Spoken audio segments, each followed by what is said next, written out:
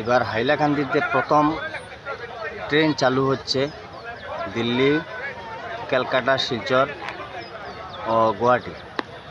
তো বর্তমানে প্রচুর জনসাধারণ, আর এই জনসাধারণের স্বার্থে এই কাজটা হয়েছে।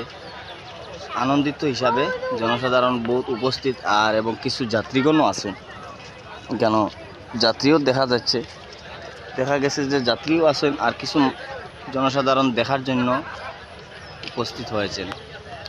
ট্রেন কিছু সময়ের মধ্যে প্ল্যাটফর্মে এসে যাবে। আপনারা ভিডিওটা লাস্ট পর্যন্ত দেখলে বুঝতে পারবেন যে মানুষের কতটুকু সাহায্য হয়েছে।